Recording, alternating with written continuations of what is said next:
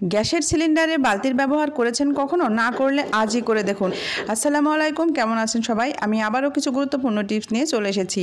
সংসারের সব কাজ যখন মেয়েদেরই সামলাতে হয়, তাই এই কাজগুলো করার জন্য কিছু কিছু টিপস মেলে যদি আমরা কাজগুলো করি, তাহলে কাজগুলো যেমন সহজ হয়ে যায়, আমাদের সময়টাও অনেকটা বেঁচে যায়, তেমনি আমাদের সংসারটাও পরিপাটি থাকে।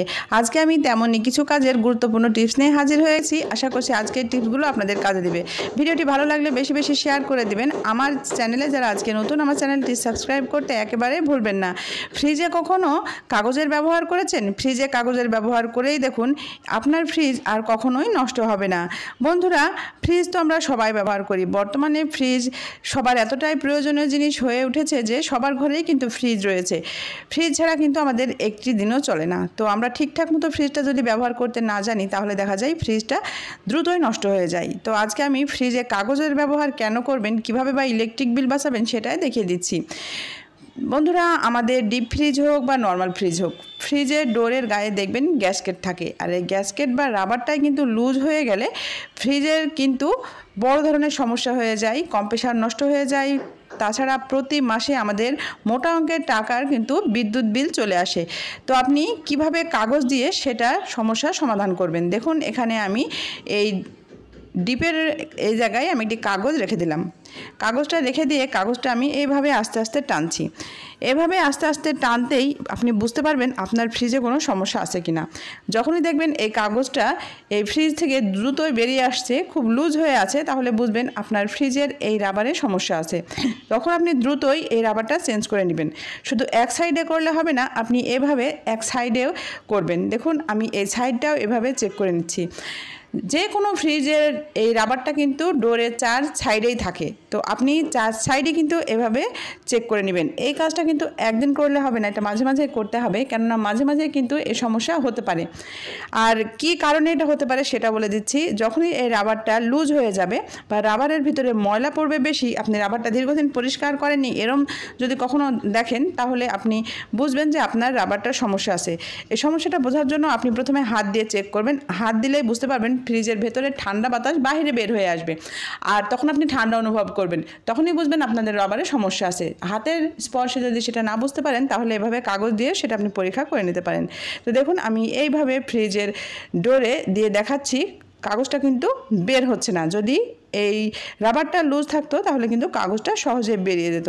এভাবে আপনারা নর্মাল ফ্রিজ, ডিপ ফ্রিজ সব কিছু চেক করে নেবেন, দেখবেন ফ্রিজটা দীর্ঘদিন ভালো থাকবে। আপনাদের ফ্রিজে এক্সট্রা ইলেকট্রিক বিল কম আসবে, কেননা রাবারটা যখনই লুজ থাকবে তখনই ঠান্ডা বাতাসটা বাইরে বের হয়ে আসলে ফ্রিজ কিন্তু আবারও ঠান্ডা হওয়ার জন্য চলতে থাকবে। এভাবেই কিন্তু ওরা অনবরত কারেন্ট টানতে থাকে। সেক্ষেত্রে কিন্তু আপনার ফ্রিজে যেমন কম্প্রেসারের উপরেও চাপ পড়ে এবং ইলেকট্রিক বিলটাও বেশি আসে। তাই আপনারা দ্রুতই এভাবে আপনাদের ফ্রিজটা পরীক্ষা করে নিন, তাহলে আপনারাই উপকৃত হবেন। তো দেখুন আমি ডিপ ফ্রিজে একইভাবে এখানে কাগজ রেখে পরীক্ষা করে দেখছি, কাগজটা কিন্তু বের হচ্ছে না। এভাবে আপনারা সব ধরনের ফ্রিজ কিন্তু পরীক্ষা করে নিতে পারবেন। এভাবে কাগজটা একটু একটু করে সরিয়ে দিবেন আর একটু একটু করে টেনে টেনে দেখবেন, তাহলে দেখবেন অবাক হয়ে যাবে যে এই কাজটা কতটা উপকারী একটি কাজ। তো আশা করছি এই টিপসটা আপনাদের কাজে দিবে। এই টিপসটার জন্য একটি লাইক আশা করতে পারি। আর ভিডিওটি যদি আপনাদের কাছে মনে হয় উপকারী, তাহলে ভিডিওটি বেশি বেশি শেয়ার করে দেবেন, সবাইকে দেখার সুযোগ করে দিবেন। এবারে চলে যাচ্ছি পরবর্তী টিপসে। এখানে নিয়েছি আমি একটি প্লাস্টিকের বোতল, আর প্লাস্টিকের বোতলের ভিতরে আমি দুধ নিয়ে নিচ্ছি 1 চা চামচ পরিমাণ। এখানে 250 ml প্লাস্টিকের বোতল, খুব বড় বোতল নয়। আর দুধের পরিমাণটাও কিন্তু আমি 1 চা চামচ পরিমাণ নিয়েছি। এবার এর ভিতরে দিয়ে দিচ্ছি এই বোতল ভর্তি করে পানি, নর্মাল পানি, ঠান্ডাও নয় আবার গরমও নয়। বাস, এর বেশি কিন্তু দুধ দেওয়া যাবে না। আপনি চাইলে পানি একটু বাড়িয়ে দিতে পারেন, কিন্তু দুধ এর বেশি দেওয়া যাবে না। এবারে এটা আমি কি করব, বন্ধুরা, আমাদের বাসায় যে ইনডোর প্ল্যান্টগুলো আছে, ইনডোর প্ল্যান্টগুলো কিন্তু দেখা যায় মাঝে মাঝে পুষ্টিহীনতায় ভুগে, পাতাগুলো কেমন মরা মরা হয়ে যায়। আর বর্তমানে কিন্তু বৃষ্টি নেই বললেই চলে, ইনডোর প্ল্যান্টগুলো কিন্তু দেখা যাচ্ছে স্বাস্থ্য খারাপ হয়ে গেছে, প্রাণহীন হয়ে গেছে। আপনি সেই সকল গাছে এই পানিটা স্প্রে করবেন। এই পানিটা স্প্রে করলে গাছগুলো যেমন সতেজ থাকবে, পাতাগুলো পুষ্টি পাবে, সেক্ষেত্রে আপনাদের ঘরের সৌন্দর্য কিন্তু আরও বেড়ে যাবে। আমি মাঝে মাঝে কিন্তু এই কাজটা করি। এত শুষ্ক আবহাওয়াতেও কিন্তু আমাদের এই বাড়ির এই ইনডোর প্ল্যান্টগুলো ভালো থাকবে। তো দেখুন কত সুন্দর এই গাছের পাতাগুলো হয়ে আছে। আপনারা এভাবে কিন্তু আপনার বাসায় যে কোনো গাছে ব্যবহার করতে পারেন, বিশেষ করে মানি প্ল্যান্টে কিন্তু এটা খুবই কাজে দেয়।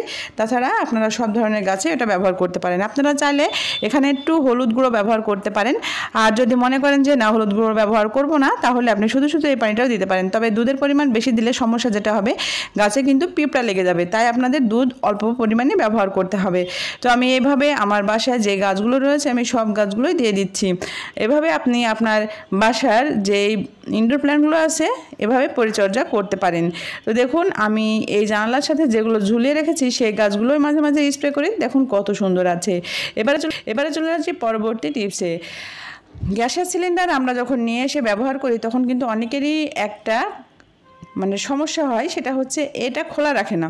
এটা খোলা রাখলে কিন্তু যে কোনো সময় ছোট বাচ্চা থাকলে এখানকার যে রেগুলেটরটা আছে রেগুলেটরটা কিন্তু খুলে দিতে পারে, বা এখানকার যে একটা সুইচ আছে সেই সুইচটা নাড়াচাড়া করলে এটা ভেঙে যেতে পারে, একটা অ্যাক্সিডেন্ট হতে পারে। তো তার জন্য দেখা যায় অনেকে এরপর একটা ফিরে দিয়ে রাখে অথবা চপিং বোর্ড দিয়ে রাখে, কিন্তু এই কাজটা আপনারা কখনোই করবেন না। এই কাজটা করলে যেটা হবে, যে কোনো সময় কিন্তু অ্যাক্সিডেন্ট ঘটলে আপনি তাড়াতাড়ি করে এটা সরিয়ে দেখতে পারবেন না। আর এটা খোলা রাখলে কিন্তু আপনি যে কোনো সময় এটা দেখতে পারবেন, আপনাদের চোখে পড়বে। তাই অবশ্যই আপনারা এটা মাথায় রাখবেন, সিলিন্ডার অবশ্যই এভাবে খোলা রাখবেন। অনেকে দেখা যায় এরপরে হাঁড়ি পাতিল চাপিয়ে রাখেন, এটাও কখনো করবেন না। খুবই যদি আপনাদের মনে হয় যে বাচ্চা কাচ্চার একটু আড়ালে রাখতে হবে, তাহলে সিলিন্ডারের আশেপাশে কয়েকটা জিনিস রেখে দিন। যদি পারেন আপনারা আশেপাশে কয়েকটা বক্স রেখে দিন, যেন সিলিন্ডার পর্যন্ত বাচ্চা পৌঁছাতে না পারে। কিন্তু কখনোই আপনারা ঢাকার চেষ্টা করবেন না, তাহলে কিন্তু যে কোনো সময় বড় সড়ো অ্যাক্সিডেন্ট হতে পারে। তাই এই ছোট্ট টিপসটি অবশ্যই মাথায় রাখবেন। এবারে চলে যাচ্ছে পরবর্তী টিপসে।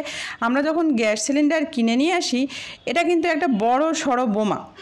অনেকেরই মনে করেন যে গ্যাস সিলিন্ডার আর কি না, গ্যাস সিলিন্ডার কিন্তু খুব সতর্কতার সাথে ব্যবহার করা উচিত। এটা একটা বড় সড়ো বোম বলতে পারেন।